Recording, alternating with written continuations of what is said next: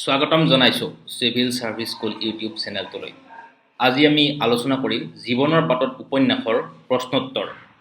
UPSC সিআৰসিৰ আজিলৈকে যিমানখিনি question আহিছে গোটেইখিনি আজি আমি আলোচনা কৰিম আৰু মই আশা ৰাখিছো আজিৰ ভিডিঅ'টো আমাৰ এই সিৰিজৰ লাষ্ট ভিডিঅ' হ'ব।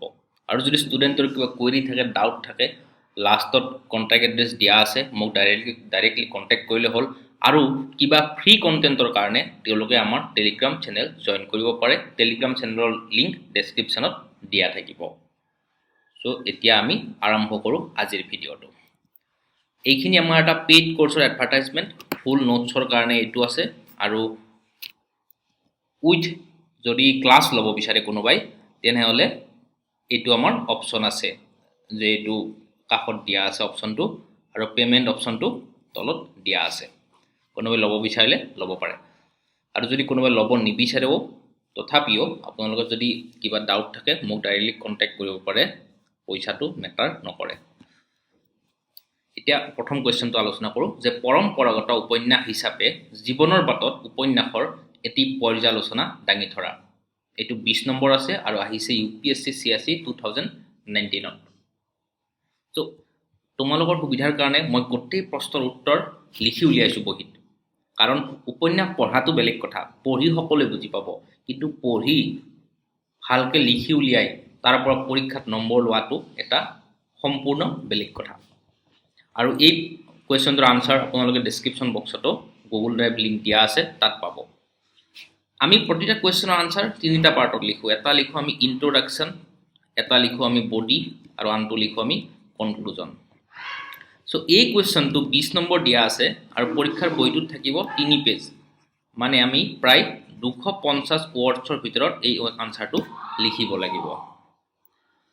সো আমি ইন্ট্ৰডাকশ্যনটো আমি এনেকৈ আৰম্ভ কৰিম যে প্ৰসিদ্ধ ঔপন্যাসিক তথা অসমীয়া লোক সংস্কৃতিৰ গৱেষক বীণা বৰুৱাৰ দ্বাৰা ৰচিত জীৱনৰ বাটত এখন সৰ্বাংগ সুন্দৰ সামাজিক তথা পৰম্পৰাগত উপন্যাস।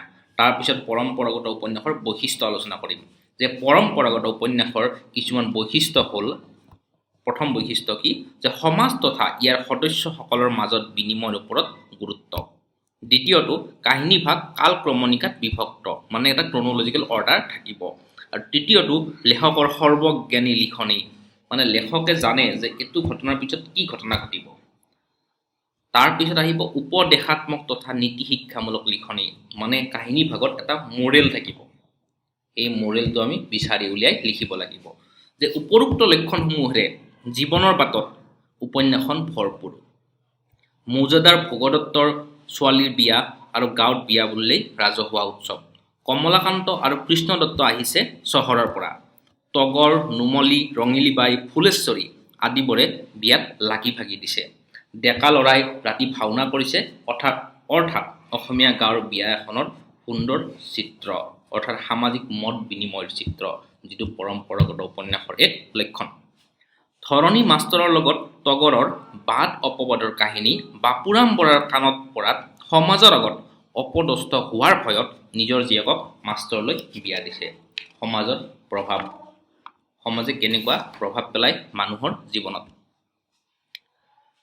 শহুৰেকৰ ঘৰতো শাহুৱেকৰ ককৰ্থনা তথা সন্তান জন্মৰ পিছত সেই ককৰ্থনা হ্ৰাস পোৱা, কুৎসা ৰচনা কৰি ভাল পোৱা, পমিলা, নাদুকি আদি চৰিত্ৰ, জাতিভেদ প্ৰথাৰে জৰ্জৰিত সমাজত, জাতিভেদ প্ৰথা এক সামাজিক প্ৰথা, সমাজত কায়স্থ আহিনীয়ে গোসানীক লচপচকৈ শুশ্ৰূষা কৰা আদি চিত্ৰবোৰে পৰম্পৰাগত অসমীয়া সমাজৰ চিত্ৰ বহন কৰে। অসমীয়া সমাজত কানিৰ প্ৰভাৱ, ধৰণী মনোহৰ আদিৰ নিচিনা সংস্কাৰকামী যুৱকৰ আবিৰ্ভাৱ, মাণিক হাজৰিকা, মহীকান্ত বৰুৱা, সোণত মাধৱ মহন্ত আদিৰ নিচিনা ধূৰ্ত চৰিত্ৰই উপন্যাসখনক পৰম্পৰাগত উপন্যাসৰ শাৰীত লেখত ল'বলগীয়া কৰি তুলিছে। এইটো প্ৰথম বৈশিষ্ট্য আছিলে, যে সমাজৰ উপাদানসমূহৰ মাজত মত বিনিময়। আমি ইয়াত বিভিন্ন সামাজিক উপাদানৰ মাজত কেনেকৈ মত বিনিময় হৈছে সেইটো দেখিবলৈ পাওঁ। তাৰপিছত আহিলে ক্ৰনলজি, যে জীৱনৰ বাটত উপন্যাসখনত কালৰ বিভাজন স্পষ্ট। ভোগদত্তৰ জীয়ৰী আইদেউৰ বিয়াত কমলাকান্ত আৰু তগৰৰ মিলন, কমলাকান্তৰ BA পাছ আৰু ৰায় বাহাদুৰ মাণিক হাজৰিকাৰ সংস্পৰ্শলৈ অহা, মহীকান্ত কেৰাণীয়ে কমলাকান্তৰ বিয়া তগৰৰ লগত ভাঙি পেলোৱা, তাৰ পিছত তগৰ ধৰণী মাষ্টৰৰ বিয়া, শহুৰেকৰ ঘৰত দুখ দুৰ্দশা তথা অসহযোগ আন্দোলনৰ প্ৰভাৱ, ধৰণী মাষ্টৰৰ মৃত্যু, গোলাপ ডাক্তৰৰ কাহিনী ভাগত প্ৰৱেশ, আৰু সৰ্বশেষত কমলাকান্ত আৰু তগৰৰ পুনৰ মিলন। চ' এইখিনি হৈছে কালক্ৰমণিকা, এইখিনি হৈছে ক্ৰনলজিকেল অৰ্ডাৰ। আৰু আধুনিক উপন্যাসৰ নিচিনা জীৱনৰ পাতত উপন্যাসত আমি পশ্চাদগমন মানে ফ্লেশ্ববেক অৰ্থাৎ অতীতৰ ঘটনাৰ ওপৰত আলোকপাত তথা মূল কাহিনীৰ ভিতৰত কিছুমান আনুষংগিক ক্ষুদ্ৰ কাহিনীৰ প্ৰৱেশ, এনেবোৰ লক্ষণ দেখা নাযায়। ইনচেপশ্যনৰ নিচিনা কাহিনী মানে মূল কাহিনীৰ ভিতৰত কিছু সৰু সৰু কাহিনী প্ৰৱেশ কৰাই দি কাহিনী ভাগত এটা টুইষ্ট আনি দিছে, এইটো আধুনিক উপন্যাসৰ লক্ষণ। আৰু এই লক্ষণটো আমি পৰম্পৰাগত উপন্যাস হিচাপে জীৱনৰ পাতত উপন্যাসত দেখিবলৈ নাপাওঁ। আৰু এই উপন্যাসখনক পৰম্পৰাগত উপন্যাসৰ স্তৰলৈ লৈ গৈছে। তাৰপিছত আহিলে আমি ইয়াৰ পিছৰ লেখকৰ সৰ্বজ্ঞানী ভাৱ যিটো আছে সেইটো আমি চাম, যে বৰুৱাদেৱৰ লিখনি সবলীল আৰু এক সৰ্বজ্ঞানী ভাৱ বিৰাজমান। কাহিনীভাগ পঢ়ি গ'লে চিন্তাধাৰাই উজুতি নাখায়, সবলীল উজুতি নাখায়। কমলাকান্তক মাণিক হাজৰিকাই বেছিকৈ প্ৰশ্ৰয় দিয়াটোক এক ভৱিষ্যত সম্পৰ্কৰ উমান পোৱা যায়, যে মাণিক হাজৰিকাৰ ওচৰত কমলাকান্ত গ'ল, কিন্তু কমলাকান্তক মাণিক হাজৰিকাই বহুত প্ৰশ্ৰয় দিছে। আৰু বহুত প্ৰশ্ৰয় দিয়াটোৱে আমাক এইটো অনুকিয়াই যে ভৱিষ্যতে কিবা এটা সম্পৰ্ক হ'ব পাৰে। আৰু প্ৰথম চিত্ৰটোতে আমি সুপ্ৰভাৰ যেনেকুৱা ধৰণৰ প্ৰৱেশ দেখা পাইছোঁ, তাৰ পৰা আমি ক'ব পাৰোঁ যে ভৱিষ্যতে কমলাকান্ত আৰু সুপ্ৰভাৰ মাজত এটা সম্পৰ্ক হ'ব পাৰে। আৰু এইটো এটা লেখকৰ সৰ্বজ্ঞানী ভাৱ, আৰু এইটো এটা পৰম্পৰাগত উপন্যাসৰ লক্ষণ। উইভিং মাষ্টাৰ ধৰণী কলিতাৰ বাপুৰাম বৰাৰ ঘৰলৈ আহ-যাহ তথা তগৰৰ লগত হলিগলিয়ে এক পক্ষ প্ৰেমৰ উমান দিয়ে, ডেফিনেটলি দিয়ে। ধৰণী মাষ্টৰে তগৰৰ ঘৰত ইমান আহ-যাহ কৰিছে, আৰু তেখেতৰ বুকুখনত ক'ৰবাত এটা দুৰ্বল কৰ্ণাৰ আছিলে তগৰৰ প্ৰতি, দুৰ্বল কোণ এটা আছিলে তগৰৰ প্ৰতি। আৰু ধৰণী মাষ্টৰৰ যে কাহিনী ভাগত মৃত্যু হ'ব, সেয়া তেখেত ক্ষয় ৰোগত আক্ৰান্ত হোৱাৰ পৰাই বুজিব পাৰি। ক্ষয় ৰোগত আক্ৰান্ত হ'ল জেলত, গোলাপ ডাক্তৰ আহিল, গোলাপ ডাক্তৰে গম পালে যে ধৰণী মাষ্টৰৰ মৃত্যু হ'ব। তেতিয়া আমি গম পাওঁ যে ধৰণী মাষ্টৰৰ মৃত্যু হ'ব, আজি নহ'লেও কাইলৈ হ'ব। আৰু এনেধৰণৰ ভৱিষ্যতবাণী থকা লিখনিয়ে উপন্যাসখনক এখন শ্ৰেষ্ঠ পৰম্পৰাগত উপন্যাস হিচাপে দাবী শক্তিশালী কৰি তুলিছে। নিশ্চয়কৈ উপন্যাসখনত নীতিশিক্ষা মৰেলিটি বহুত আছে, নীতিশিক্ষাৰ প্ৰভাৱ শক্তিশালী। কমলাকান্তই তগৰক কৰা প্ৰতাৰণাৰ বাবে তেখেতে এক সুখী বৈবাহিক জীৱন উপহাৰ হিচাপে নাপালে। কি পালে? সুপ্ৰভাৱ পালে, কিন্তু তেখেতৰ বৈবাহিক জীৱন সুখী নাছিলে। জীৱন নিৰ্বাহ কৰিও তেখেত যেন জ্বৰ আছিলে অন্তৰৰ পৰা, আভ্যন্তৰীণভাৱে তেখেত জ্বৰ। আৰু হয়তো এইটো হৈছে কি কাৰণে, যে কমলাকান্তই তগৰক কৰা প্ৰতাৰণাৰ কাৰণে। উপন্যাসখনৰ মাজভাগত তগৰে বহু দুখ কষ্টৰ মাজত কটালেও শেষৰ ফালে শিপিনী সংঘৰ জৰিয়তে গাঁৱৰ বাৰী দুখিনী তিৰোতাক আৰ্থিকভাৱে সহায় আগবঢ়াই সফলতাৰ মুখ দেখিছে। জীৱনৰ মাজ বয়সত বহুত দুখ কষ্টৰ মাজেৰে তগৰ পাৰ কৰিছে, কিন্তু উপন্যাসখনৰ শেষৰ ফালত তেখেতৰ জীৱনত হাঁহি আহা আমি দেখিবলৈ পাইছোঁ। কেনেকৈ? শিপিনী সংঘৰ জৰিয়তে। শিপিনী সংঘই তৰক্কি কৰিছে, শিপিনী সংঘই জীৱন মানে উন্নতি কৰিছে, আৰু তাৰ যোগেদি তগৰৰ জীৱনত অকণমান হ'লেও শান্তি সুখ সমৃদ্ধি আহিছে। জীৱনত ইমান দুখ কষ্ট পাইছে, কিন্তু শেষৰ ফালে তেখেতৰ অলপ সাফল্য আহিছে, জীৱনত সফলতা আহিছে। আৰু এইটো এটা মৰেল জ্ঞান, এইটো এটা নৈতিক জ্ঞান। কানি বৰবিহৰ অপকাৰিতা, কানি খোৱাটো অপকাৰী, কানি বৰবিহৰ অপকাৰিতা, সুকোমল কছাৰীৰ দৃঢ় প্ৰতিজ্ঞা, যে মানুহে দৃঢ় প্ৰতিজ্ঞা কৰিব পাৰে যে মই কানি নাখাওঁ। পইচা ধাৰলৈ লৈ অসমীয়া মানুহে সৰ্বস্ব হেৰুওৱা আদি কথাবোৰে সমসাময়িক সমাজৰ নীতিশিক্ষাৰ চানেকি বহন কৰে। যে অসমীয়া মানুহে সেই সময়ত টকা ধাৰলৈ লৈ সৰ্বস্ব হেৰুৱাই পেলাইছিল। মাৰোৱাৰীৰ খাতাত নিজৰ নাম লিপিবদ্ধ কৰাৰ পিছত সেই অসমীয়া মানুহজনে জীৱনৰ সকলোবিলাক দিও কেতিয়াও মাৰোৱাৰী মহাজনৰ সুদ ঋণ পৰিশোধ কৰিব পৰা নাছিলে, আৰু এই অসমীয়া সমাজ সৰ্বশান্ত কৰি পেলাইছিলে। আৰু এইখিনি আমি উপন্যাসখনত দেখিবলৈ পোৱা যাওঁ। আৰু এইবিলাক নীতিশিক্ষা, এই ধৰণৰ নীতিশিক্ষাৰ চানেকে পৰম্পৰাগত উপন্যাসৰ এক প্ৰধান লক্ষণ। আৰু উপৰোক্ত বিশ্লেষণ আমি কনক্লুজন দিম আৰু যে উপৰোক্ত বিশ্লেষণৰ পৰা ক'ব পাৰি যে বীণা বৰুৱা ৰচিত জীৱনৰ পাতত উপন্যাসখনক আধুনিক উপন্যাসৰ শাৰীত থলেও ইয়াক পৰম্পৰাগত উপন্যাসৰ প্ৰভাৱ প্ৰচুৰ। আধুনিক উপন্যাসৰ শাৰীত আমি থম, কিন্তু তাত পৰম্পৰাগত উপন্যাসৰ প্ৰভাৱ প্ৰচুৰ। শেষ, ইয়াতে খতম। এইটো আহিছে 2019। আৰু পৰীক্ষাত প্ৰশ্ন কমন পৰিব, অপশ্যনেলৰ প্ৰশ্ন। তাৰ পিছৰ প্ৰশ্নটো আমি এতিয়া চাম। জীৱনৰ বাটত উপন্যাসৰ কাহিনীত অদৃষ্টবাদৰ ছায়া সুস্পষ্ট, কথাষাৰৰ যথাৰ্থতা বিশ্লেষণ কৰা। অদৃষ্টবাদক ইয়াৰ ওপৰত আৰু এটা কুৱেশ্যন আহিছে পিছত। সেই কুৱেশ্যন আহিছে যে ভাগ্যবাদী সুৰ, আমি পিছত দেখিবলৈ পাম সেইটো, যে ভাগ্যবাদী সুৰৰ প্ৰভাৱ স্পষ্ট। এই ভাগ্যবাদী সুৰ আৰু অদৃষ্টবাদ একে বস্তু। এতিয়া আচলতে কি, যে অদৃষ্টবাদ মানে কি আৰু ভাগ্যবাদী সুৰ বস্তুটো কি? চ' প্ৰথম কথাটো হৈছে যে এইটো আপোনালোকে টেলিগ্ৰামত পাব, আমাৰ টেলিগ্ৰাম গ্ৰুপটো জইন কৰিলে তাত এইটো উপলব্ধ হৈ আছে। যে প্ৰথমতে ইন্ট্ৰডাকশ্যনটো আমি এনেকৈ লিখিম যে জীৱনৰ বাটত প্ৰসিদ্ধ ঔপন্যাসিক বীণা বৰুৱাৰ দ্বাৰা ৰচিত জীৱনৰ বাটত উপন্যাসখন অসমীয়া সাহিত্যৰ এক দস্তাবেজ, মনুমেণ্টেল উপন্যাস, মনুমেণ্টেল ফিগাৰ, দস্তাবেজ। যে প্ৰথমতে আমি অদৃষ্টবাদ কি সেইটো জানিব লাগিব। যে ভাৰতীয় দৰ্শনত অদৃষ্টবাদৰ অৰ্থ হ'ল দৈৱৰ লিখন, মানে ভগৱানৰ লিখন, য'ত মানুহৰ ভাগ্য অদৃষ্ট শক্তিৰ দ্বাৰা নিৰ্ধাৰিত হয় বুলি ভবা হয়, তথা মানুহে পূৰ্বজন্মৰ কৰ্মৰ ফলাফল অনুসৰি ইহ জনমত সুখ দুখ ভোগ কৰে। অদৃষ্টবাদ অনুসৰি মানুহ দৈৱৰ অধীন, তাত নিজস্ব ইচ্ছা অনিচ্ছাই জীৱন ধাৰণত প্ৰভাৱ নেপেলায়। আমি এতিয়া অদৃষ্টবাদৰ এনেকুৱা এটা ডেফিনিশ্যন প্ৰথমতে লিখিব লাগিব উত্তৰটোত। তো উপন্যাসখনৰ কাহিনী ভাগত অদৃষ্টবাদৰ ছায়া সুস্পষ্ট। চহৰৰ কলেজত পঢ়া ডেকা কমলাকান্তই আইদেউৰ বিয়াত গাঁৱলীয়া ছোৱালী তগৰক লগ পাইছে। ইয়াত দৈৱৰ লিখন নহয় কি হয়? চহৰৰ ল'ৰা কমলাকান্তই নিজৰ বন্ধু কৃষ্ণদত্তৰ বিয়াত আহি তগৰক লগ পাইছে। আৰু প্ৰাক স্বাধীনতা কালৰ ইংৰাজী শিক্ষাত দীক্ষিত কমলাকান্তৰ মন ঢাল খাইছে ধৰ্মীয় পুথি পাজিত পাৰ্গত তথা ঘৰুৱা কাম কাজত আগৰনুৱা তগৰৰ প্ৰতি। এই মিলন অকস্মাত মিলন, কোনো পৰিকল্পনা নাই ইয়াত। অদৃশ্য শক্তিৰ ফলতে সম্ভৱ হৈছে এই সম্পৰ্ক। ক্লিয়াৰ? তো কমলাকান্তই ৰায়বাহাদুৰ মাণিক হাজৰিকাৰ সহায় বিচাৰি যাওঁতে সুপ্ৰভাৰ লগত তেওঁৰ হ'বলগীয়া সম্পৰ্কটোৰ বিষয়ে ভবা নাছিল, কেতিয়াও ভবা নাছিলে কমলাকান্তই। কমলাকান্তই বিচাৰিছিল যে চুপাৰিচ লাগে তেখেতক, যে হাকিম হোৱাৰ কাৰণে মাণিক হাজৰিকাৰ পৰা চুপাৰিচ লাগে। আৰু তেখেতে ভবা নাছিল যে এটা সময়ত সুপ্ৰভাৰ লগত তেখেতৰ বিয়া হ'ব। আৰু আনহাতে মাণিক হাজৰিকাই কমলাকান্তক প্ৰথম লগ পোৱাৰ দিনাই পৰাই যেন পাকে প্ৰকাৰে সুপ্ৰভাক কমলাকান্তলৈ বিয়া দিয়াৰ কলুষিত চিন্তা আশ্ৰয় লৈছে নিজৰ স্বভাৱসিদ্ধ কপটতাৰ যোগেদি। মাণিক হাজৰিকাই আগতে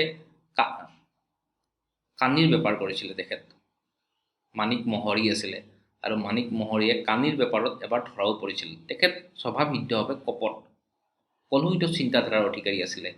আৰু এই যিটো মানে অদৃষ্টবাদৰ অপজিটটো হৈছে ৰিয়েলিজিম, বাস্তৱবাদ। মানে বাস্তৱবাদ মানে যে ভৱিষ্যতে কি হ'ব আমি জানো। আৰু মাণিক হাজৰিকাই কমলাকান্তক লগ পোৱাৰ লগে লগে তেখেতে ভাবিছে যে তেখেতৰ ছোৱালীক বিয়া দিব, আৰু সেইটো হৈছে অদৃষ্টবাদৰ অপজিট, সেইটো হৈছে বাস্তৱবাদ। আৰু মাণিক হাজৰিকাৰ এই চিন্তাধাৰাত আমি বাস্তৱবাদিতাৰ প্ৰভাৱ দেখিবলৈ পাওঁ। বাপুৰাম বৰাৰ মূৰত আকাশী সৰগ ভাগি পৰা খবৰটো দিছিল মহীকান্ত বৰুৱাৰ চিঠিখনে। মহীকান্ত বৰুৱা চিঠি লিখি পঠাইছিল বাপুৰাম বৰাক যে কমলাকান্তৰ বিয়া নহয় তগৰৰ লগত। চ' তগৰ আৰু কমলাকান্তৰ বিয়া ভগাটো অদৃশ্য লিখন বৰা পৰিয়ালৰ বাবে হয়। বাপুৰাম বৰা পৰিয়ালৰ কাৰণে এইটো অদৃশ্য লিখন যে ভগৱানে তগৰৰ বিয়া কমলাকান্তৰ লগত লিখি থোৱা নাই, গতিকে এই বিয়াখন ভাগিছে, অদৃষ্ট লিখন। আৰু তগৰহঁতৰ ঘৰলৈ ধৰণী মাষ্টৰৰ আহযাহ আমি কিছু প্ৰাৰম্ভিক অৱস্থাৰ পৰা দেখিবলৈ পাওঁ, কিন্তু সেয়া এক চিৰস্থায়ী সম্পৰ্কত পৰিণত হ'ব সেয়া কল্পনাতীত আছিল। আমি ভবাই নাছিলোঁ যে ধৰণী মাষ্টৰৰ বিয়া তগৰৰ লগত হ'ব। তগৰ ধৰণী মাষ্টৰৰ কাহিনী ভাগত প্ৰৱেশ কৰিছিলে। তগৰৰ বিয়া যেতিয়া কমলাকান্তৰ লগত ঠিক হয়, বাপুৰাম বৰাৰ ঘৈণীয়েক বৰানীয়ে ধৰণী মাষ্টৰক মাতিছিলে যে শালৰ কামত সহায় কৰি দিবৰ কাৰণে তেখেতে শালত কাপোৰ কানি বব বিয়াৰ কাৰণে আৰু তাত সহায় কৰি দিবৰ কাৰণে বা পুৰাম্বৰা ঘৈণীয়াকে ধৰণী মাষ্টৰক মাতি পঠিয়াইছিলে কিন্তু ধৰণী মাষ্টৰে যে তগৰক বিয়া কৰাব সেইটো আমি জনা নাছিলোঁ আৰু এইটো এটা অদৃষ্ট লক্ষণ আৰু ঘটনা প্ৰবাহে এনেদৰে মূৰ সলালে যে সেয়া অদৃষ্টবাদৰ আদৰ্শ আছে নেকি হয় তগৰৰ দুখ কষ্ট কমলীৰ জন্ম কমলীৰ প্ৰথম নাম আছিলে কমলিনী কিন্তু আইতাক আহিনীৰ মুখত তেখেতৰ নাম হ'লগৈ কমলী আৰু ওচৰ চুবুৰীয়াই মৰমতে কমলী বুলি মাতিছিলে তগৰৰ দুখ কষ্ট কমলীৰ জন্ম ধৰণীৰ মৃত্যু আদি ধাৰাবাহিক ঘটনা প্ৰবাহৰ মাজেদি উপন্যাসখনৰ কাহিনীভাগ আগবাঢ়িছে শিপিনী সংঘৰ উত্থান আৰু তগৰৰ তাত যোগদানে কাহিনীভাগৰ পৰিণতিত এটি আশাৰ সঞ্চাৰ কৰিছে এটা হোপ দিছে আমাক এটা আশা দিছে আমাক তগৰৰ উত্থান শিপিনী সংঘৰ উত্থান আদিয়ে তগৰৰ যোগদান শিপিনী সংঘৰ উত্থান এটা হোপ এটা দিছে আমাক আৰু সন্ধিয়াৰ হেঙুলীয়া আকাশ যেন হঠাতে বিবৰ্ণ মেঘে ছাতি ধৰেহি তগৰ আৰু কমলাকান্তৰ পুনৰ মিলনে হয়নে কথাটো যে এটা আমি আশা দেখিছোঁ যে সন্ধিয়াৰ হেঙুলীয়া আকাশৰ নিচিনা আৰু তাত হঠাতে এছাতি কলা মেঘে ঢাকি ধৰিছে তগৰ আৰু কমলাকান্তৰ পুনৰ মিলনে এই পুনৰ মিলনটো আমি বিচৰা নাছিলোঁ এইটো অনাকাংক্ষিত আছিলে এইটোৱে তগৰক দুখ দিছে কমলাকান্তক দুখ দিছে আৰু পঢ়ুৱৈৰ মনতো দুখ দিছে এটা প্ৰতাৰণাৰ চিত্ৰ আমাৰ পঢ়ুৱৈৰ মনত আহি পৰিছে জীৱনৰ ঘাট প্ৰতিঘাত খকা খুন্দাৰ মাজেদি আহি অতীতৰ প্ৰেমাস্পদৰ এই মিলন জীৱন জুৰি কৰা এক প্ৰতাৰণাৰ নিকৰুণ দলিল এয়া অদৃষ্টৰ লিখন আৰু এয়া অদৃষ্টবাদৰ ছায়া ইন্সপেক্টৰ মাধৱ মহন্তৰ কেছ ডায়েৰীয়ে সমাজৰ ভাল আদৰ্শ চৰিত্ৰবোৰ যেনে তগৰ গোলাপ ডাক্তৰ আদিক কলুষিত কৰিছে এয়া এজন পঢ়ুৱৈৰ বাবে কাম্য নাছিল যদিও উপন্যাসিকৰ কাহিনীৰ দাবী আছিল এই ধৰণৰ অদৃশ্যৰ লিখনে পঢ়ুৱৈক ব্যথাঘাত কৰিছে কোনেনো বিচাৰিছিল যে গোলাপ ডাক্তৰ কলুষিত হোৱাটো তগৰক এটা চুৰি কাৰ্যত দোষী সাব্যস্ত কৰাটো এজন পঢ়ুৱৈয়ে বিচৰা নাছিলে আৰু কাহিনীৰে এনেধৰণে মূৰ সলোৱাটোৱে আমাক এজন পঢ়ুৱৈ হিচাপে ব্যথাঘাত কৰিছে আৰু এয়া আছিলে অদৃশ্যৰ লিখন গতিকে এইখিনি আমি অদৃশ্যবাদৰ ছায়া দেখিবলৈ পাওঁ আৰু উপন্যাসখনৰ এটা কনক্লুজন দিব লাগিব মানে উত্তৰটো এটা কনক্লুজন লিখিব লাগিব আৰু লিখি আমি আনসাৰটো ফিনিশ কৰিব লাগিব এইটো কোৱেশ্চন চাগে 20 নম্বৰৰ কাৰণে আহিছিলে আৰু 20 নম্বৰৰ কাৰণে যদি আহিছিলে গতিকে আমি 3 পেজ লিখিব লাগিব পৰীক্ষাৰ প্ৰশ্নটো তাৰপিছত আমি নেক্সট প্ৰশ্নটো আলোচনা কৰিম এইটো আহিছে ইউপিএসসি সিএসসি 2020 মানে এইটো কোৱেশ্চন 2021 ত অহাৰ সম্ভাৱনা নাই মানে এইবাৰৰ মেনচৰ এইটো অহাৰ সম্ভাৱনা নাই এইটো আহিব নেক্সট টাইম আহিব পাৰে চান্স আছে তো জীৱনৰ বাটত উপন্যাসত পুৰণি আৰু নতুন চিন্তাধাৰাৰ বিৰোধ কেনেদৰে প্ৰকাশ কৰা হৈছে আলোচনা কৰা এই প্ৰশ্নটো এতিয়া আমি আলোচনা কৰিম যে পুৰণি আৰু নতুন চিন্তাধাৰাৰ প্ৰভাৱ তো এতিয়া কথাটো হৈছে যে পুৰণি আৰু নতুন চিন্তাধাৰাৰ প্ৰভাৱ এইটো 20 নম্বৰৰ কাৰণে আহিছিলে এইটো আহিছিলে 2020 ত আহিছিলে এইটো কোৱেশ্চনত তো জীৱনৰ বাটত উপন্যাসখনত অকল তগৰ আৰু কমলাকান্তৰ আধৰুৱা প্ৰেম গাথাই বৰ্ণিত হোৱা নাই ইয়াত এখন সমাজৰ উত্থান পতন আৰু বিবৰ্তনৰ ইতিহাস লিপিবদ্ধ হৈ আছে এই বিবৰ্তনত পুৰণি আৰু নতুনৰ বিৰোধ কোনো নতুন কথা নহয় পুৰণি আৰু নতুন চিন্তাধাৰাৰ বিৰোধ কেন্দ্ৰে প্ৰকাশ কৰা হৈছে আলোচনা কৰা পুৰণি চিন্তাধাৰা নতুন চিন্তাধাৰা তো জীৱনৰ বাটত উপন্যাসখনত এখন সমাজৰ বিবৰ্তনৰ কথা আলোচনা কৰা হৈছে আৰু তাত পুৰণি আৰু নতুনৰ বিৰোধ কোনো নতুন কথা নহয়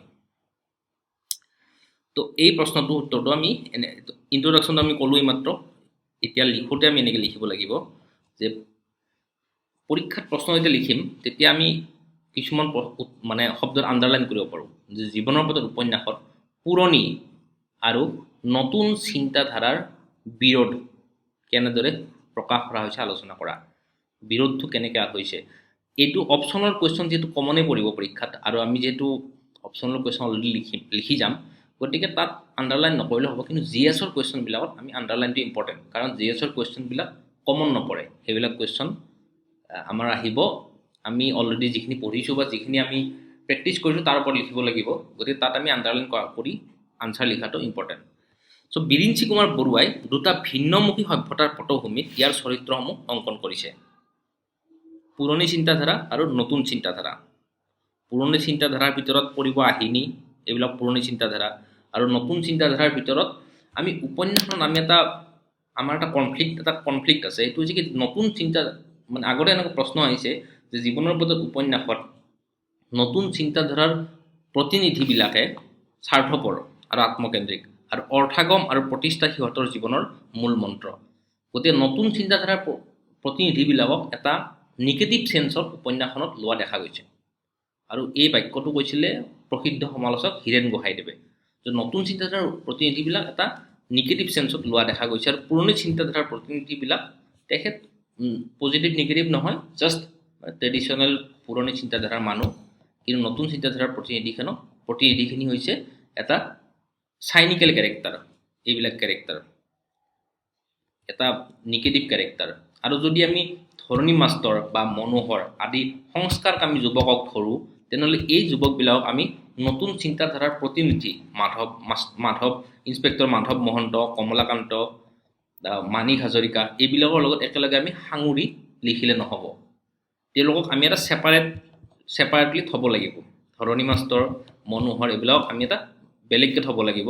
আৰু নতুন চিন্তাধাৰা বুলি ক'লে আমি মাধৱ মহন্ত হওক, মাণিক হাজৰিকা হওক, তাৰপিছত এই মহিকান্ত কেৰাণী হওক, কমলাকান্ত, এইবিলাকক আমি এটা বেলেগকৈ থ'ব লাগিব। আৰু নতুন চিন্তাধাৰাৰ ভিতৰত গোলাপ দত্তৰো পৰে, কিন্তু গোলাপ দত্তৰ নতুন চিন্তাধাৰাৰ বাকী প্ৰতিনিধিবিলাকতকৈ অলপ বেলেগ আছিল। তেখেতৰ চিন্তাধাৰা কলুষিত নাছিল। বুজিছে কথাটো? চ' এতিয়া আমি আনচাৰটো কেনেকৈ লিখিম, যে বিৰিঞ্চি কুমাৰ বৰুৱাই দুটা ভিন্নমুখী সভ্যতাৰ পটভূমিত ইয়াৰ চৰিত্ৰসমূহ অংকন কৰিছে। এটা গ্ৰাম্য সভ্যতা আৰু এটা নগৰীয়া সভ্যতা। পুৰণি গ্ৰাম্য সভ্যতাৰ পটভূমিত তগৰ, ধৰণী, আহিনী, সোণত, জেতুকী, পাভৈ, নাদুকী, পমিলা, মোজাদাৰণী, কমলাকান্তৰ মাক আদি চৰিত্ৰই অৱস্থান কৰিছে। আনহাতে নগৰ কেন্দ্ৰিক ভোগবাদী সভ্যতাৰ পটভূমিত গঢ় লৈ উঠিছে কমলাকান্ত, সুপ্ৰভা, ৰায় বাহাদুৰ, মাণিক হাজৰিকা, এছাই, মাধৱ মহন্ত, গোলাপ দত্তৰ আদিবোৰ চৰিত্ৰ। গোলাপ দত্তৰ ভোগবাদী চৰিত্ৰৰে প্ৰতিনিধি, কিন্তু তেখেত বেয়া নাছিলে, তেখেত সমাজৰ কাৰণে ক্ষতিকাৰক নাছিলে। তগৰ শিক্ষিতা আৰু সুৰুচি সম্পন্না, কীৰ্তন দশমৰ প্ৰভাৱে মুখৰিত কৰি ৰখা অসমীয়া কৃষক পৰিয়ালৰ সন্তান তগৰ পৰম্পৰাত বিশ্বাসী। আৱেগৰ বশৱৰ্তী হৈ কমলাকান্তই তগৰৰ আঙুলিত আঙুঠি পিন্ধাই দিয়াত পৰম্পৰাত বিশ্বাসী তগৰৰ অন্তৰাত্মা কঁপি উঠিল। তাই কমলাকান্তক কৈছে, আপুনি মোৰ সৰ্বনাশ কৰিলে কিয়? দেউতাকৰ সন্মতি গ্ৰহণ কৰাটো তগৰে বিচাৰিছিল, কিন্তু পিছ মুহূৰ্ততে অজ্ঞাত হাৰেই কমলাকান্তক ভৰি চুই সেৱা কৰিছে। এয়া পৰম্পৰা আৰু নতুনৰ সংঘাত। কথাটো বুজি পাইছেনে? যে পুৰণি আৰু নতুন চিন্তাধাৰাৰ বিৰোধ। যে কমলাকান্তই তগৰক আঙুঠি পিন্ধাই দিছে, তগৰৰ অন্তৰাত্মা কঁপি উঠিছে। তগৰ আছিল পৰম্পৰাগত ছোৱালী, তগৰ আছিলে পুৰণি চিন্তাধাৰাৰ ছোৱালী। তেখেতে ভাবিছিলে যে কমলাকান্তই এনেকুৱা এটা কাম কৰাৰ আগত মোৰ দেউতাৰ পাৰ্মিশ্যন ল'ব লাগিছিলে। কিন্তু পিছ মুহূৰ্ততে তেখেতে গম পাইছে যে তেখেতে যদিও কমলাকান্তক কথা ভাগি কৈছে, কিন্তু পিছ মুহূৰ্ততে কমলাকান্তক নিজৰ স্বামী বৰণ কৰা শব্দটো লিখিব নালাগে, কিন্তু স্বামী বৰণ কৰি কমলাকান্তৰ ভৰি চুই সেৱা কৰিছে। তো পৰম্পৰাত বিশ্বাসী হ'লেও তেখেতে সেই পৰম্পৰা খন্তেকৰ ভিতৰতে এৰি দিছে, কাৰণ নতুন চিন্তাধাৰাৰ প্ৰভাৱ তাত পৰিছে, আৰু এয়া হৈছে এক সংঘাত। এয়া পৰম্পৰা আৰু নতুনৰ সংঘাত। ক্লিয়াৰ হৈছেনে? এইটো লিখিব লাগিব পৰীক্ষাত। আৰু কমলাকান্তৰ মাক আছিল মহিকান্ত বৰুৱাৰ ঘন ঘোৰ প্ৰতাৰণাৰ অন্ধকাৰৰ মাজত এছাতি বিজুলী। কমলাকান্তৰ মাকে সদায় প্ৰটেষ্ট কৰিছিলে, সদায় প্ৰতিবাদ কৰিছিলে যে কি ৰায় বাহাদুৰৰ ছোৱালী আহিহে আমাক তৰাব নেকি, এনেকৈ প্ৰশ্ন কৰিছিলে মহিকান্ত কেৰাণীক। আৰু এই ঘন ঘোৰ প্ৰতাৰণাৰ মাজত কমলাকান্তৰ মাক আছিল এছাতি বিজুলী সদৃশ। তেখেতৰ চকমকনি আছে চৰিত্ৰটোত। তেখেতে কৈছে যে মাণিক হাজৰিকা, ৰায় বাহাদুৰৰ ছোৱালী আহিহে তেওঁলোকক তৰাবহি নেকি। তগৰক কৰা প্ৰতাৰণাৰ বিৰুদ্ধে তেখেতে থিয় দিছিল। ইয়াত আমি দেখিবলৈ পাইছোঁ পুৰণি চিন্তাধাৰাৰ কমলাকান্তৰ মাক আৰু নতুন চিন্তাধাৰাৰ মহীকান্ত আৰু কমলাকান্তৰ মাজত বিৰোধৰ চিত্ৰ। কমলাকান্তৰ মাক আৰু কমলাকান্ত আৰু মহীকান্ত কেৰাণীৰ মাজত যি কথা বাৰ্তা তাত আমি এটা বিৰোধৰ চিত্ৰ আমি দেখিবলৈ পাওঁ। মহীকান্ত আছিল সুবিধাবাদী, কমলাকান্ত সুবিধাবাদী, কিন্তু কমলাকান্তৰ মাক আছিলে সুবিধাবাদী নাছিলে। তেখেত আদৰ্শত চলা ব্যক্তি আছিলে, আদৰ্শত চলা মহিলা আছিলে, আৰু তাত আমি বিৰোধৰ চিত্ৰ আমি দেখিবলৈ পোৱা যায়। ধৰণী মনোহৰ আদি পুৰণি চিন্তাধাৰাৰ যদিও সংস্কাৰকামী চিন্তাধাৰাৰ প্ৰতিনিধি। ৰামনাৰায়ণ বাবু, ডিম্বধৰ দোকানী আদিৰ লগত এই সংস্কাৰকামী মনোবৃত্তিৰ ঘৰ্ষণ হোৱা দেখা যায়। হয়নে কথাটো? যে ধৰণী মনোহৰ এইবিলাক সংস্কাৰকামী মানুহ, কিন্তু ডিম্বধৰ দোকানী, ৰামনাৰায়ণ বাবুৰ আছিলে গোলাৰ দোকান, গোলা মানে গ্ৰচাৰী শ্বপ আৰু। ৰামনাৰায়ণ বাবুৰ গোলাত ডিম্বধৰ দোকানীয়ে গাঁৱৰ মানুহবিলাকক আনি সেই গোলাত নাম লগাই দিয়ে।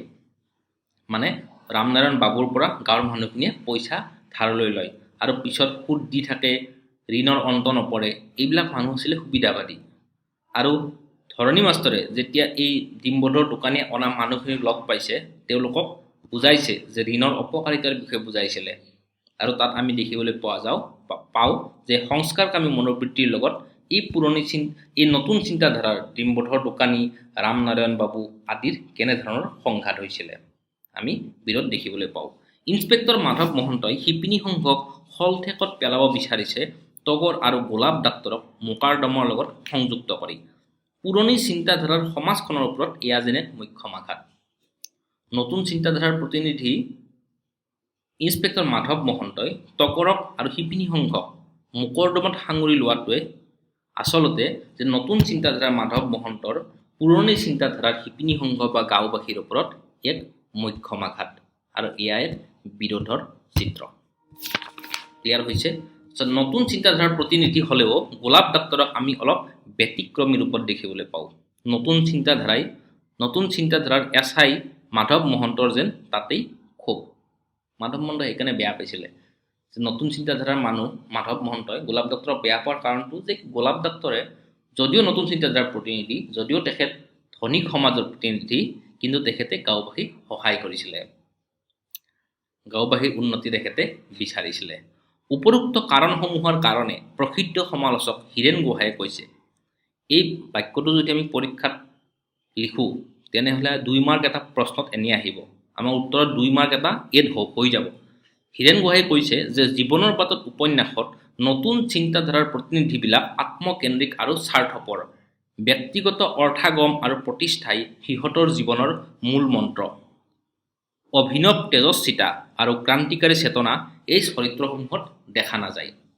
এই বাক্যটো আমি লিখাৰ লগে লগে পৰীক্ষাত 2 মাৰ্কছ এটা এড হৈ যাব, আৰু লগতে এই বাক্যটোৰ ওপৰতো পৰীক্ষাত আগতে প্ৰশ্ন আহিছে, আৰু এই বাক্যটোৰ ওপৰত প্ৰশ্ন পৰীক্ষাত আহিছে 2018 UPSCত আহিছে, 2018 UPSCত আহিছে, যিটো প্ৰশ্ন মই ইতিমধ্যে আগৰ ভিডিঅ' এটাত আলোচনা কৰি থৈছোঁ। আপোনালোকে মন গ'লে সেইটো চাব পাৰে। এনেদৰে দেখা যায় যে ঔপন্যাসিকে পুৰণি আৰু নতুন চিন্তাধাৰাৰ মত বিভাজনৰ চিত্ৰ দক্ষতাৰে দাঙি ধৰিছে। এই সফল প্ৰয়াসৰ বাবে বহুতে ক'ব খোজে যে জীৱনৰ বাটত সমসাময়িক অসমীয়া সমাজৰ দস্তাবেজস্বৰূপ। ফিনিছ, খতম। তাৰপিছত আমি আলোচনা কৰিম ইয়াৰ পিছৰ প্ৰশ্নটো, যে জীৱনৰ বাটত উপন্যাসখনৰ কমলাকান্ত আৰু ধৰণী মাষ্টৰ চৰিত্ৰ দুটা বিশ্লেষণ কৰা। মই নাভাবোঁ যে এইটো মই আলোচনা কৰিব লাগিব ইয়াতে। 20 নম্বৰ আৰু 250 শব্দ। এইটো কুৱেশ্যন এটা কমন প্ৰশ্ন, এইটো এটা ভেৰি কমন প্ৰশ্ন, আৰু ইয়াৰে আনচাৰটো আপোনালোকে পাব যদি কৃষ্ণকান্ত হেণ্ডিক ষ্টেট অপেন ইউনিভাৰ্চিটিৰ বুক পঢ়ে। আমাৰ টেলিগ্ৰাম চেনেলত বুকখন দিয়া আছে, মানে চেপ্টাৰটো দিয়া আছে, তাত চাব পাৰে। আৰু যদি সেইখন পঢ়ে তাত এই চৰিত্ৰ দুটাৰ বিশ্লেষণ, নট অনলি এই দুটা চৰিত্ৰ, বাকী কমলাকান্তৰ মাক বা মহীকান্ত কেৰাণী, ৰায় বাহাদুৰ মাণিক হাজৰিকা, গোলাপ ডাক্তৰ, তাৰপিছত ইন্সপেক্টৰ মাধৱ মহন্ত আদি চৰিত্ৰৰ বিশ্লেষণ সেই PDF-টোত দিয়া আছে। আপোনালোকে অপেন ইউনিভাৰ্চিটি কিতাপখন চাব পাৰে, মানে চেপ্টাৰটো চাব পাৰে, আৰু চালে এইটো পাই যাব। মই এইটো কুৱেশ্যন ইয়াতে আলোচনা নকৰোঁ। ইয়াতো আপোনালোকে কমলাকান্ত আৰু ধৰণী মাষ্টৰ চৰিত্ৰ দুটা বিশ্লেষণ কৰি নিজে আনচাৰটো লিখি ল'ব। চ' কমলাকান্ত আৰু ধৰণী মাষ্টৰ চৰিত্ৰ দুটা এটা আনটোৰ অপজিট আছিলে। কমলাকান্তই যি বিচাৰিছিলে ধৰণী মাষ্টৰে সেইটো বিচৰা নাছিলে। কমলাকান্তই বিচাৰিছিলে ব্যক্তিগত প্ৰগতি আৰু ধৰণী মাষ্টৰে বিচাৰিছিলে সামাজিক প্ৰগতি।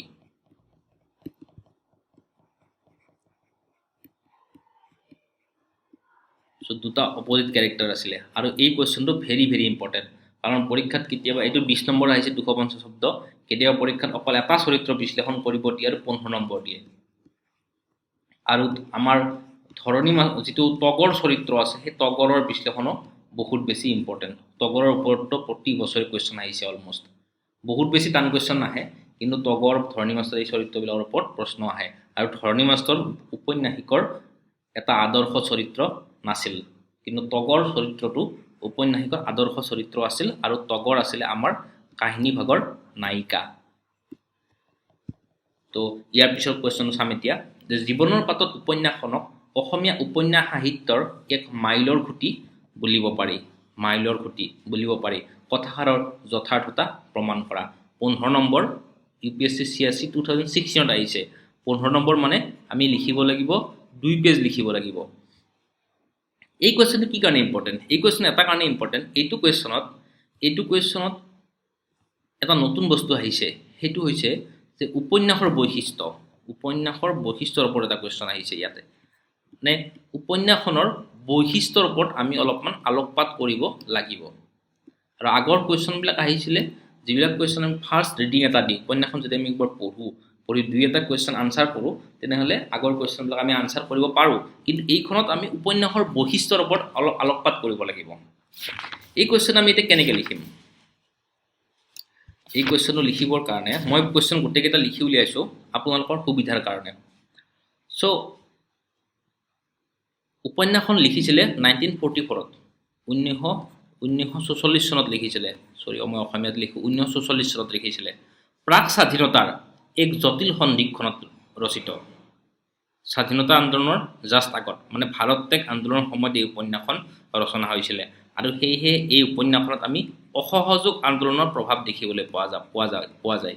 স্বদেশী আন্দোলনৰ প্ৰভাৱ দেখিবলৈ পোৱা যায়। জীৱনৰ পাতত উপন্যাসখনত আমি দেখিবলৈ পাওঁ স্বদেশী আন্দোলনৰ প্ৰভাৱ।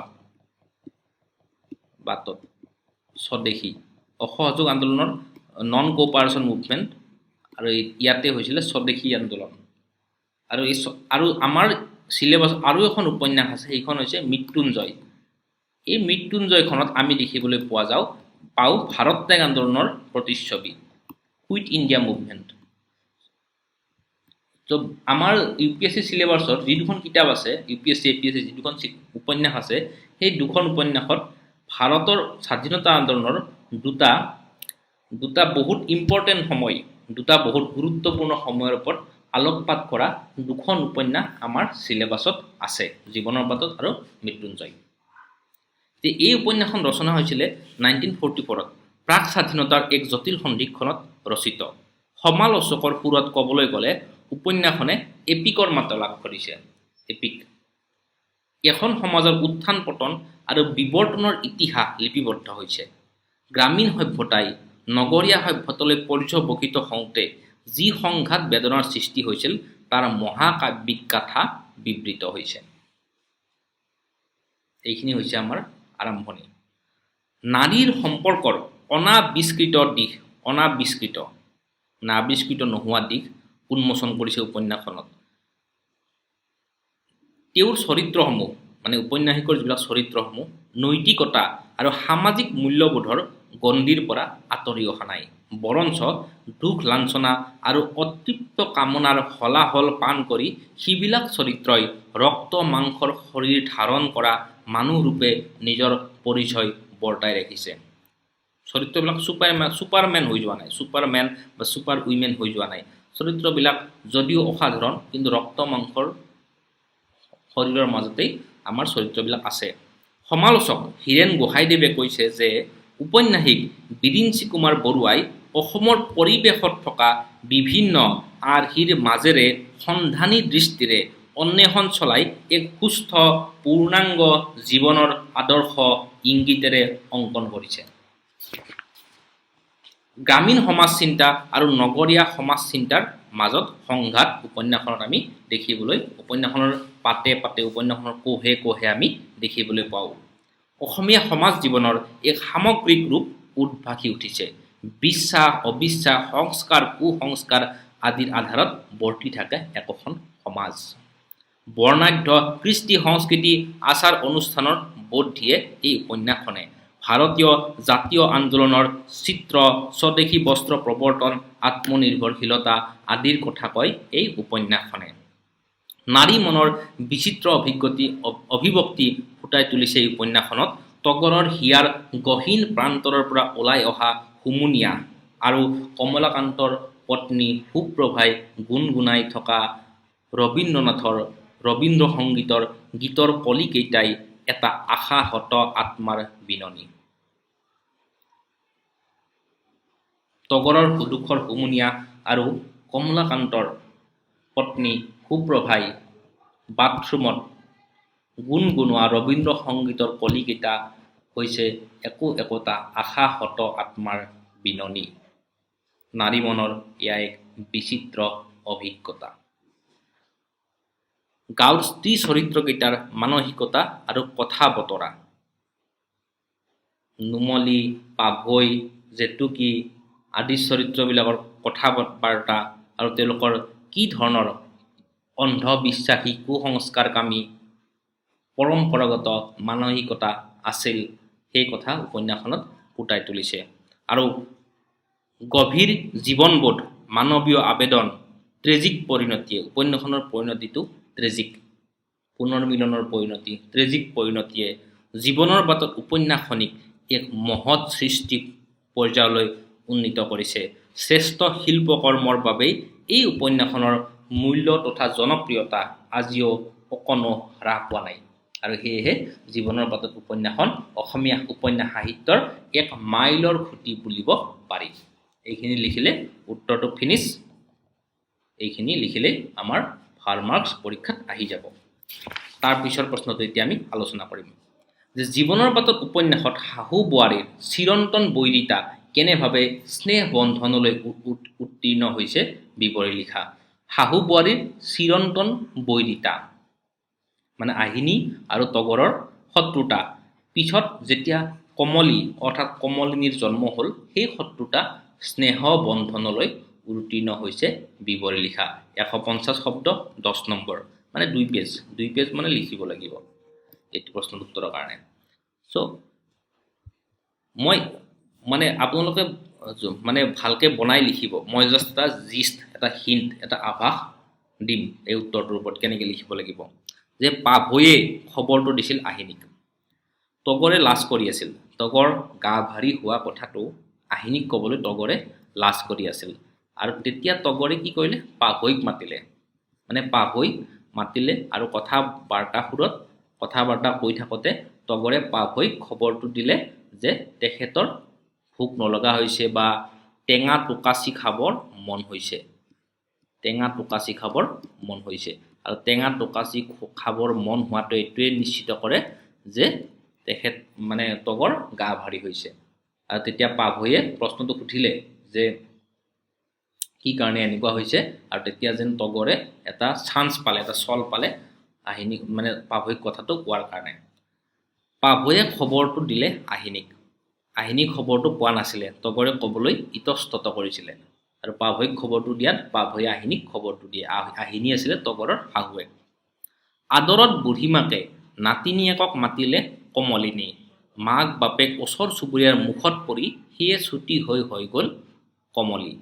সন্তানৰ মধুৰ সংস্পৰ্শত শাহু বোৱাৰীৰ অন্তৰৰ অপূৰ্ব মিল ঘটিল। শাহু বোৱাৰীৰ মনৰ পৰা পূৰ্বৰ সকলো হিংসা, দেহ গ্লানিৰ ভাৱ আঁতৰিল আৰু শাহুৱেকৰ শাসনৰ মাজেদি জীৱন যাত্ৰাৰ প্ৰয়োজনীয় গৃহস্থালীৰ শিক্ষা, সংসাৰ চলোৱাৰ বিচিত্ৰ অভিজ্ঞতা লাভ হোৱাত শাহুৱেকৰ প্ৰতি সশ্ৰদ্ধ কৃতজ্ঞতাৰে তগৰৰ অন্তৰ উপচি গ'ল। প্ৰথম অৱস্থাত তগৰ আৰু আহিনীৰ বহুত কাজিয়া হৈছিলে। আহিনীয়ে তগৰক বহুত ককৰ্থনা, বহুত শাৰীৰিক, বহুত মানে মানসিক কষ্ট দিছিলে। আৰু যেতিয়া সন্তান জন্ম হ'ল তাৰপিছত আহিনীয়ে যেন অনবৰতে মৰমৰ বেষ্টনীৰে কমলীক আৱৰি ৰাখিব। আৰু লাহে লাহে তগৰে নিজৰ গৃহস্থালীৰ কথা আহিনীৰ পৰা শিকিলে আৰু এক সুস্থ সংসাৰ চলোৱাৰ কাৰণে তেখেতে শিক্ষা লাভ কৰিলে। আৰু পিছত আহিনীৰ মৃত্যু তগৰৰ জীৱনত এটা ৰিক্ততাৰ সৃষ্টি কৰিলে। আহিনীৰ মৃত্যুৱে তগৰহঁতৰ গৃহস্থত এটা ৰিক্ততাৰ সৃষ্টি কৰিলে আৰু এই ৰিক্ততা এক অপূৰ্ণ ৰিক্ততা। ইয়াক কেতিয়াও সম্পূৰ্ণৰূপে ফুলফিল কৰিব পৰা নাযায়। চ' এইখিনিৰ ওপৰত উত্তৰটো লিখিব লাগিব। ইয়াৰ পিছৰ এইখিনি প্ৰশ্ন আহিছে যে জীৱনৰ পাতত উপন্যাসত ধৰণী মাষ্টৰৰ চৰিত্ৰটোৰ মাজেৰে গান্ধীবাদৰ আদৰ্শ কিদৰে পৰিস্ফুট হৈছে আলোচনা কৰা। যদি ধৰণী মাষ্টৰৰ চৰিত্ৰৰ বিশ্লেষণ আপোনালোকে পঢ়ে তেতিয়াহ'লে এই প্ৰশ্নটোৰ উত্তৰ লিখিব পাৰিব। ধৰণী মাষ্টৰ আমি প্ৰছ এণ্ড কনছ দুইটা লিখিব লাগিব। ধৰণী মাষ্টৰ যদিও গান্ধীবাদৰ আদৰ্শত বিশ্বাসী আছিল, তেখেত এজন আদৰ্শ গান্ধীবাদী নাছিলে। তেখেতে ভাৰ ভেটিৰে ৰহাৰ চিৰস্ত্ৰজনক ভাৰ ভেটি দি তেখেতে চাকৰিটো মানে ৰহা অঞ্চলতে কৰি লোৱাৰ কাৰণে কৰি লৈছিলে ভাৰ ভেটি দি। চ' এইটোৱে আদৰ্শ গান্ধীবাদীৰ চৰিত্ৰ বহন নকৰে। আৰু তগৰক যেতিয়া জেলত লৈ গৈছিলে, থানাত লৈ গৈছিলে তগৰক, আৰু তেতিয়া ধৰণী মাষ্টৰে স্বাধীনতা আন্দোলনৰ আদৰ্শ বাদ দি তগৰৰ মানে আনিবৰ কাৰণে তেখেতে মানে গুচি গৈছিলে থানালৈকে। আৰু তাৰপিছত তগৰে ধৰণী মাষ্টৰে ভাবিছিলে যে গাঁৱৰ মানুহ অকল শাল যোগান ধৰিলেই নহয়, শাল আৰু তাৰ দ্বাৰা আমি গান্ধীবাদী আদৰ্শত গান্ধীয়ে সদায় কৈ গৈছিলে যে যঁতৰৰ ওপৰত গান্ধীয়ে সদায় গুৰুত্ব দি গৈছিলে। আৰু ধৰণী মাষ্টৰে যিহেতু এনেকুৱা মানে উক্তি দিছে যে অকল শালেই যথেষ্ট নহয়, তেনেহ'লে হয়তো ধৰণী মাষ্টৰ প্ৰকৃত গান্ধীবাদী নাছিলে। তেখেত গান্ধীৰ আত্মনিৰ্ভৰশীলতাত সম্পূৰ্ণৰূপে বিশ্বাসী নাছিলে। তেখেত কিন্তু ধৰণী মাষ্টৰে গাঁৱৰ মানুহক অসহযোগ আন্দোলনত যোগদান কৰিবৰ কাৰণে উদ্বুদ্ধ কৰিছিলে। চ' এইখিনি প্ৰছ এণ্ড কনছ আমি লিখি এই প্ৰশ্নটোৰ উত্তৰ লিখিব লাগিব। জীৱনৰ পাতত উপন্যাসখনিৰ মাজেদি প্ৰবাহিত হৈ আছে নিৰন্তৰ এটি ভাগ্যবাদী সুৰ। আৰু এই ভাগ্যবাদী মানে ভাগ্যবাদী সুৰ মানে যে মানুহ ভাগ্যৰ অধীন, মানে ভাগ্যই আমাক নিয়ন্ত্ৰণ কৰে। আৰু এই প্ৰশ্নৰ উত্তৰ আমি আগতে আলোচনা কৰিছোঁ অদৃষ্টবাদৰ যিটো উত্তৰ, এইটো প্ৰশ্নৰ উত্তৰ একে। ভাগ্যবাদী সুৰ মানে যে মানুহ ভাগ্যৰ অধীন, মানুহ দৈৱৰ অধীন। মানুহে যি কাম কৰে সেয়া ভাগ্যৰ দ্বাৰাই পৰিচালিত হয়, দৈৱৰ দ্বাৰাই পৰিচালিত হয়। তগৰৰ জীৱন বৃত্তৰ আধাৰত এই কথাষাৰৰ যথাৰ্থতা প্ৰতিপন্ন কৰা। এইটো প্ৰশ্নৰ উত্তৰ লিখিব লাগিব। তোমালোকে লিখি ল'বা আৰু লিখি বিচাৰিলে মোক দেখুৱাব পাৰা। জীৱনৰ পাতত উপন্যাসখনিক মহাকাব্যিক উপন্যাস বোলাৰ কাৰণসমূহ চমুকৈ আলোচনা কৰা। এই প্ৰশ্নৰ উত্তৰ আমি ইতিমধ্যে আলোচনা কৰিলোঁ। এই প্ৰশ্নৰ উত্তৰ একে। অসমীয়া উপন্যাস সাহিত্যৰ এক মাইলৰ খুঁটি বুলিব পাৰি এই যিটো প্ৰশ্ন আছে, আৰু এই মহাকাব্যিক উপন্যাস কিয় ক'ব পাৰি, এই প্ৰশ্নৰ উত্তৰ একে। জীৱনৰ পাতত উপন্যাসৰ তগৰ চৰিত্ৰটো সমালোচনাৰ দৃষ্টিৰে আলোচনা কৰা। তগৰ চৰিত্ৰটো সমালোচনাৰ দৃষ্টিৰে এই KKHৰ যিখন চেপ্টাৰ আছে যিটো, তাত ধুনীয়াকৈ আছে, তাৰ পৰা আপোনালোকে নিজে পঢ়ি ল'ব। 25 নম্বৰ, এইটো বহুত পুৰণা দিনত UPSCত আহিছিলে, মানে 2013ত আহিছিলে। 25 নম্বৰৰ কুৱেশ্যন এতিয়া নাহে, তেতিয়া আহিছিলে। তেতিয়া দুখন অপশ্যনেল আছিলে আৰু CSAT কাউণ্ট হৈছিলে, মানে প্ৰিলিমছত CSATটো কাউণ্ট হৈছিলে। আৰু বীণা বৰুৱাৰ জীৱনৰ পাতত উপন্যাসখনৰ সামগ্ৰিক মূল্যাংকন কৰা। আৰু সামগ্ৰিক মূল্যাংকনৰ যিটো উত্তৰ, এই উত্তৰটো একে, মহাকাব্যিক উপন্যাসৰ উত্তৰ একে। চ' আজিলৈ ইমানেই। যদি আপোনালোকৰ কিবা প্ৰশ্ন আছে মোক ডাইৰেক্টলি ইয়াত সুধিব পাৰে। আৰু যদি চেনেলটো ভাল পাইছে ছাবস্ক্ৰাইব কৰি দিব আৰু আমাৰ টেলিগ্ৰাম চেনেল জইন কৰি ল'ব। চ' ধন্যবাদ। Best wishes dear experience.